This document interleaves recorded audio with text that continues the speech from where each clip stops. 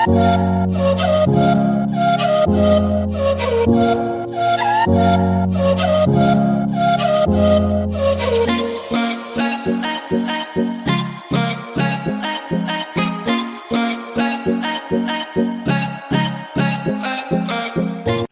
Morning everyone, welcome back to online शिक्षण। मैं हूं आपके साथ अंजलि बारियान।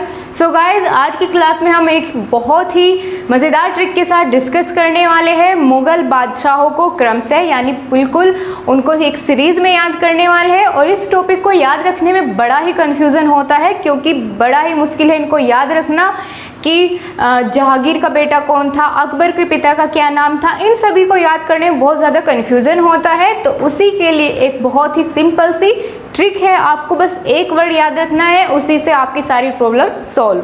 ठीक है, देखते हैं कौन सी क्या है ट्रिक। भाजी, BHAJI, भाजी, ये ट्रिक है और इसी से सारी प्रॉब्लम का हो जाने वाला है आपका सॉल्यूशन।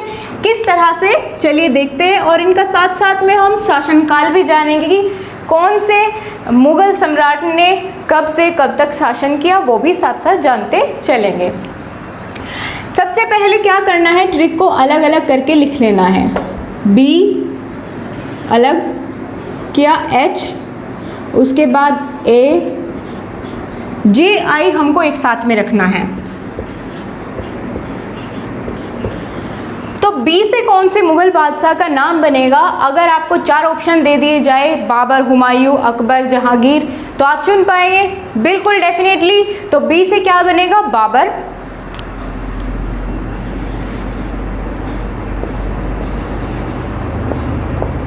बाबर, इसका शासनकाल कब से कब तक था? 1526 से 1530 तक। और बाबर के बारे में हम पहले ही एक वीडियो बना चुके हैं, यानी इसने अपने शासनकाल के अंतर्गत जितने भी कुछ काम किए हैं या जितनी भी कुछ महत्वपूर्ण बातें हैं इसके शासनकाल या बाबर से संबंधित, वो सभी हमने एक वीडियो में कंप्लीट कर ली है। अगर आपने नहीं देखी है तो आपको आई बटन में लिंक मिल जाएगा।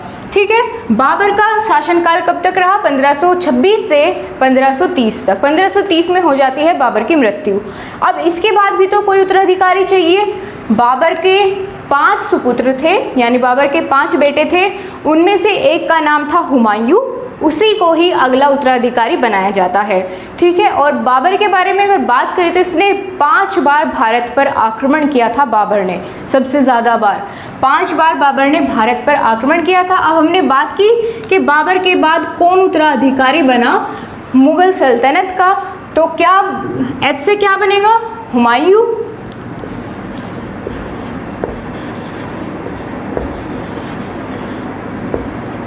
हुमायूं, ठीक है।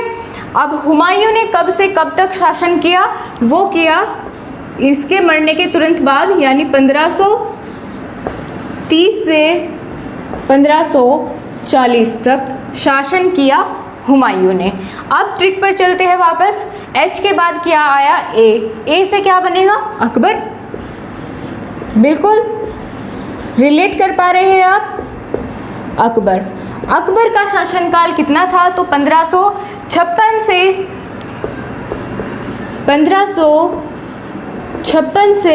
1605 ईस्वी तक शासन किया था अकबर ने। क्लियर हुआ? 1556 से 1605 ईस्वी तक अकबर ने शासन किया। और दोस्तों, इसके बारे में एक और ख़ास बात है कि सबसे शानदार मुग़ल बादशाह अकबर को माना जाता है। ठीक है, सबसे शानदार मुग़ल बादशाह अकबर को माना जाता है।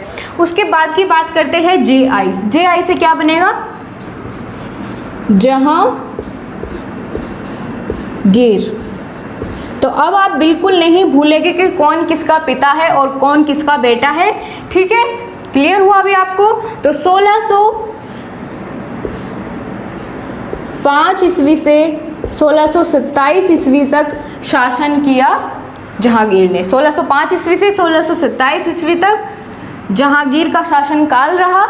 एक बार फटाफट से और रिवाइज करते हैं। क्या हमने बात की? हमने बात की मुग़ल बादशाह को क्रमशः याद रखने की एक ट्रिक बताई, जिसमें क्या है वो ट्रिक? भाजी, BHAJI। B से बनता है बाबर। बाबर का शासनकाल कितना था? 1526 से 1530 तक। उसके बाद बात की H से हुमायूं, 1530 से 1540। उसके बाद हुमायूं का बेटा कौन है? अकबर।